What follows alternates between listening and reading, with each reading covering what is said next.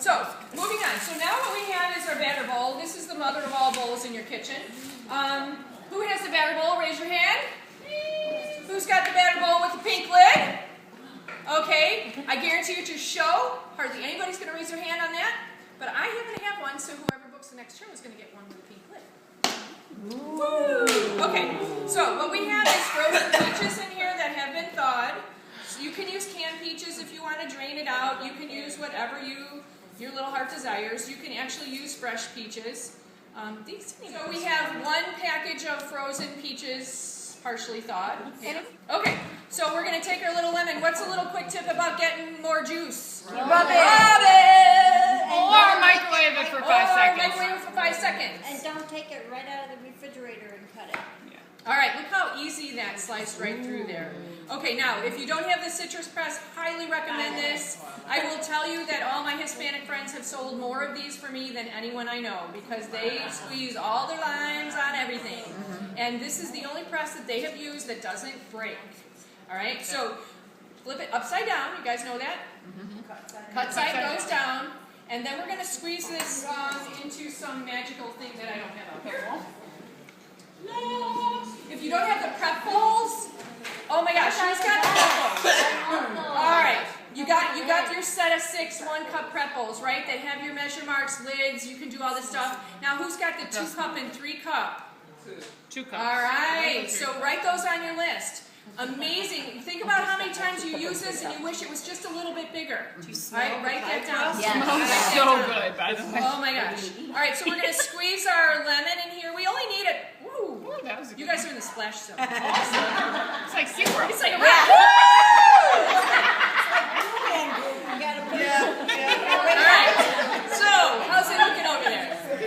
Looking good. That was awesome. Okay, so now we're going to add. We're doing just half of the lemon? Well, measure 1 tablespoon, correct? Okay. 1 tablespoon of your lemon juice. Yeah, that's a different spoon. What is that? This is the measuring spoons that actually stack together. That matches our measuring cups.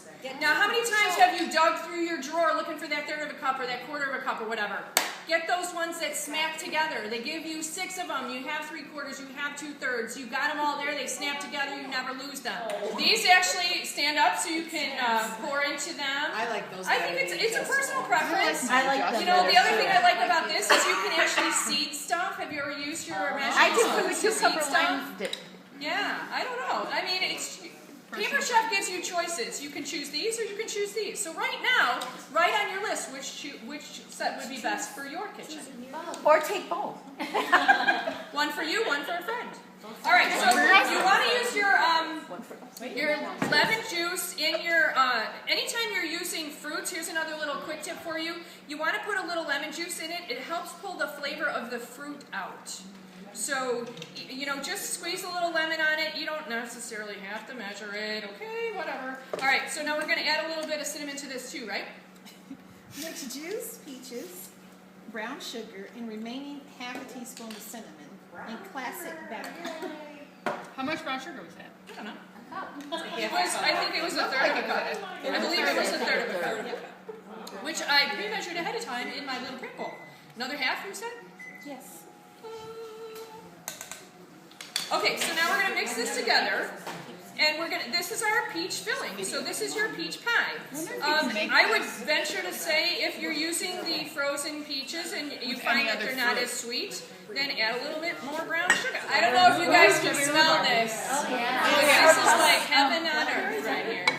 All right, so what we're going to do is we're going to take actually half of this. Yeah, all the berries. So we're going to take half of this mixture. It says on your recipe to put it on parchment paper. You can sell the parchment paper if you like. I prefer to sell the mats, okay? So what we have here is your cutting mats. You can use these to cut on any surface. I don't think they replace a good cutting board, okay? Because here's the other thing I'm going to tell you guys about your knives. Almost equally as important as your knife is your cutting board. I've done a lot of Paper Chef shows in my little Paper Chef lifetime, and I can tell you I go into a lot of kitchens, and sometimes I'm kind of afraid of what people are cutting on. Raise your hand right now if you own one of those cutting boards, those glass or acrylic cutting boards that have the pretty little designs on them. Okay, do you know that you should never ever cut on those? It's a counter protector. Yes, it protects your counters, you can put hot pots on them, you can serve your cheese and fruit or whatever you'd like on that, but do not cut on them. You need to get yourself a cutting board that's not going to dull your knives. Now, I would normally have my large group cutting board and go into my spiel about my cutting board because that is my favorite cutting board in the entire world.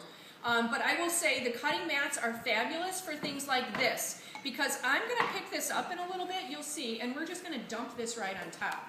All right, so the cutting mats are great for having an extra surface if you're trying to keep food separated, like your raw chicken from your vegetables and things like that. Pull out a cutting mat. All right, these things go right in the dishwasher too. All right, I have bought them. They are about $3 to $5 less expensive than ours.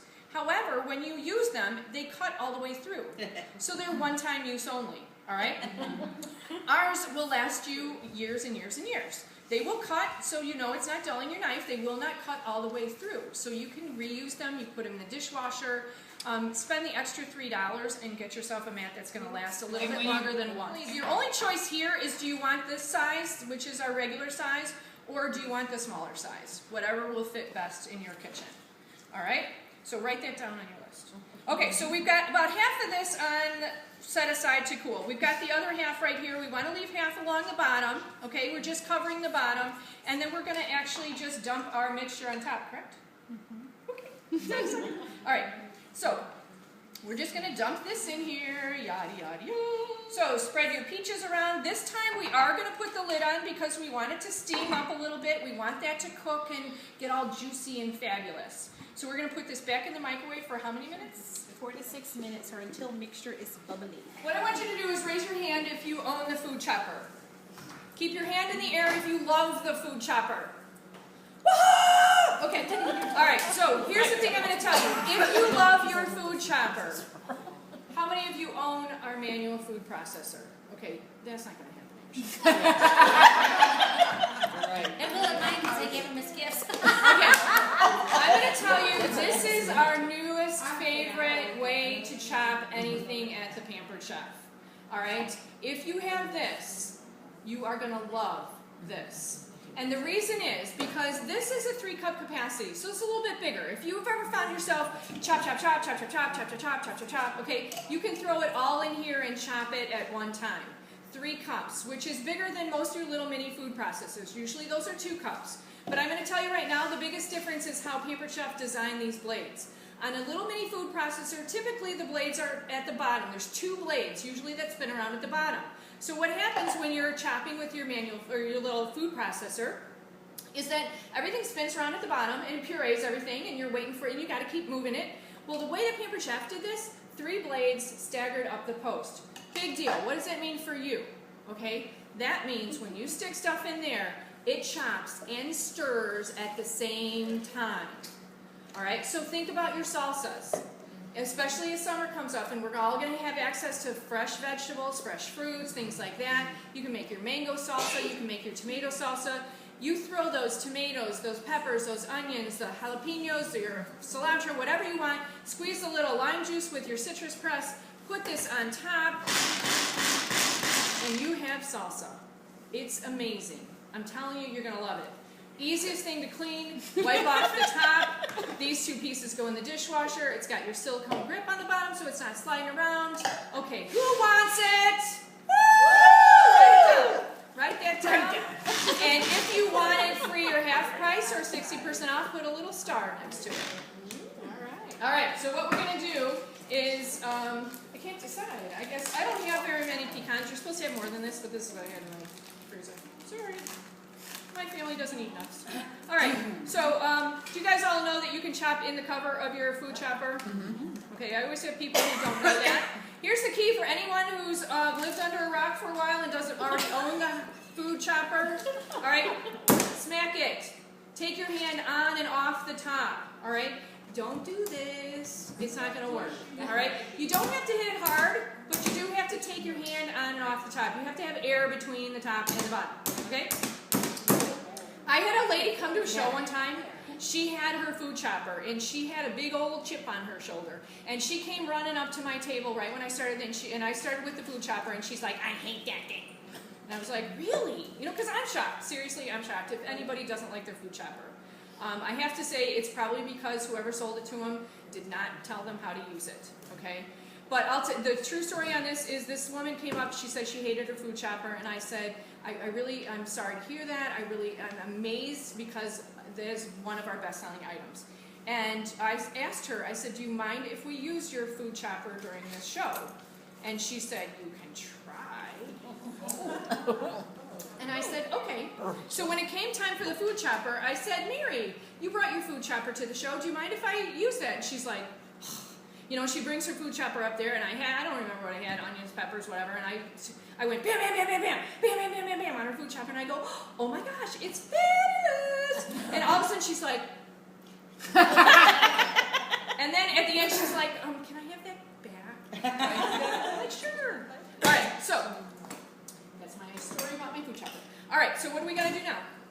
Now is when I would do my raffle, because who's got these? Okay, I thought they were the silliest little stupidest thing when they first came out. I have to tell you. And I think these are amazing. I love them. Who doesn't, you know, you don't want to get out that big oven mitt. You don't want to get out that towel that you're like, you know, just grab that out. You can use it with your deep covered baker. Okay. I actually gave these to my son today. Because I went through all the paper stuff. Does he know what they're for? Yeah, oh yeah. Oh my gosh. Yeah. He had a list a mile long of stuff that he had to have. We'll see. Is there going to be a party? Yeah.